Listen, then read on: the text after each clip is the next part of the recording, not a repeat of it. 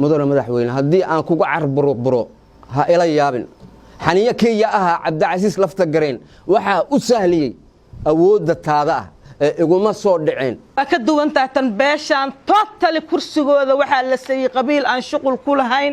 odayaal aan shuqul ku lahayn magaalada Barraabe oo ah caasimadda rasmiga dawlad goboleedka Koonfur Galbeed Soomaaliya isla markaana ay ka dhacayso wajiga labaad ee doorashada golaha shacabka ee baarlamaanka 11aad ayaa waxa maanta kulan ku yeeshay odayaasha dhaqanka 7 jufo uu ka kooban yahay beesha Sheeqaal Gandarshe iyo waliba suldaanka guud ee beeshaasi iyagoona kulankooda ay ku sheegeen in la boobayo kursiga sumadiisu ay tahay hoob 45 isla markaana ay leedahay beesha Sheeqaal Gandarshe waxa ay sheegeen in kursigooda loo boobayo qof aan u dhalin beeshaas isla markaana ayadeen ayay u jeediyeen madaxweynaha dawlad goboleedka Koonfur Galbeed Cabdicasiis Xasan Maxamed Laftigareen madaxda dalka ayay ka codsadeen in laga soo jawaabo codsigooda dibna kursigaas loogu soo celiyo beesha Sheeqaal Gandarshe oo markii horeba kursigaas ay lahayd yaashii rasmiga ahaa ee beesha Sheeqaal Gandarshe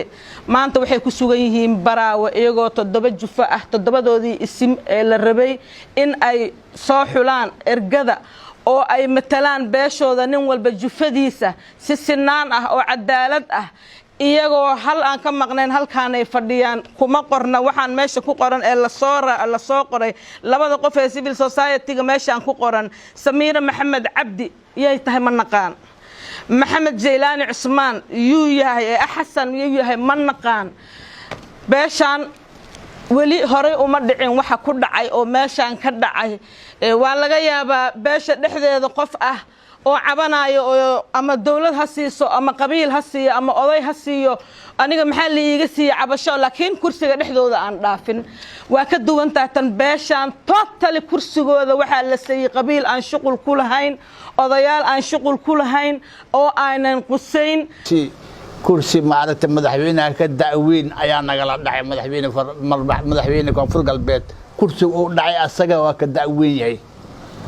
annagoo kursi haysan oo noo imaaday kursi la'aan noogu imaanin asagana nama siidin haddana waxaa dhacday inuu na dhaco beel asaga oo gurigiisa ku naas nuujinaya inuu kursigeena siiyo beesha Gandarshe uu saaxadda ka titiro marka mudane madaxweyne Maxamed Cabdullaahi Farmaajo arintan waxaan rabnaa beesha Sheeqaal Gandarshe daanahay waa dhacannahay dadka hadda kula hadlayo oo dacwoonay waa ismidii beesha Sheeqaal Gandarshe insha Allah waa dhibanahay ra'iisul wasaaraha iyo madaxweynaha waxaan ku xusaynaa arintan si dhaqsi leh arintan hala soo farageliyo ra'iisul wasaare Maxamed Xuseen Roble adduunyada waxyaalo badan oo waxa ka dhaco oo aad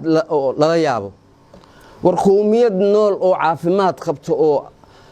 mutacallimiin leh warseel la isugu daya mudane madaxweyne Maxamed Cabdullaahi Farmaajo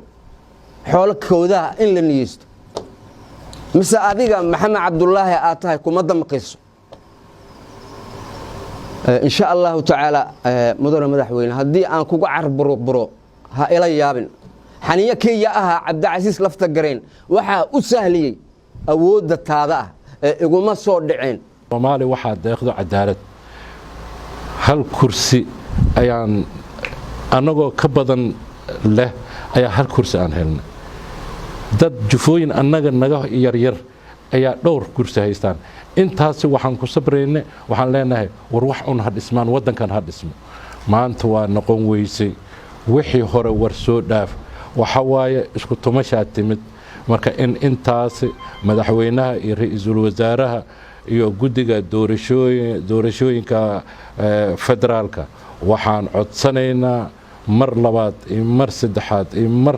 boqolaadba waxaan codsanaynaa kursigan in la hakiyo anka ugu weyn aniga waaye saxiixayaalka ninka ku jira aniga waaye aniga wax hawshan oo ka socoto iyo dadkan la xuli wax kama oga waxna mana la tashanin kuwa oo meeshaas lagu qoray ma naqaano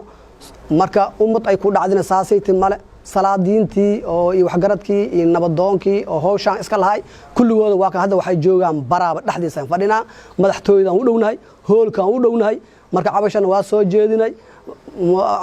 mudane madaxweyne Cabdicasiis lafta gareen anaka cabashadaan waa ku gudbinay waa sheegnay laakiin waana khuursatay mar labaad hadda shirkaan aan qawiyo hayno dacwaanahay wili dacwadii waa taagan tahay madaxweynaha jamhuuriyadda federaalka Soomaaliya waxaan ka codsanaynaa arrintan inaad soo farageliyo waxaa kaloo cabashaan u jeedinaynaa ra'iisul wasaaraha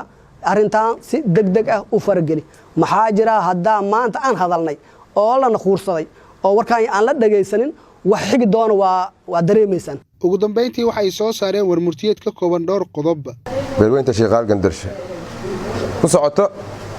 madaxweynaha dowladda federaalka Soomaaliya mudane Maxamed Cabdullaahi Farmaajo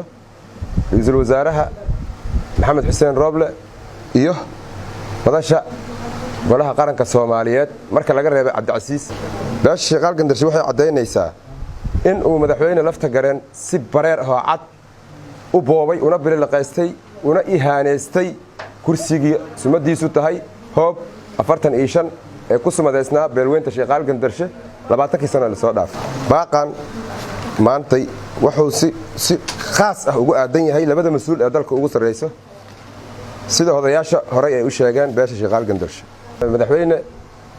Maxamed Cabdullaahi Farmaajo iyo Maxamed Xuseen Roble waxaa kaloo quseeyaa beesha caalamka iyo beelweynta Sheekhaal guud oo ay beesha leedahay lafta gareen oo beel la jeclaaday oo isaga u qaas ah aan Soomaalinimo wadaagna Sheekhaal Gandarshe aan shaqo ku lahayn qodobka ugu dambeeya haddii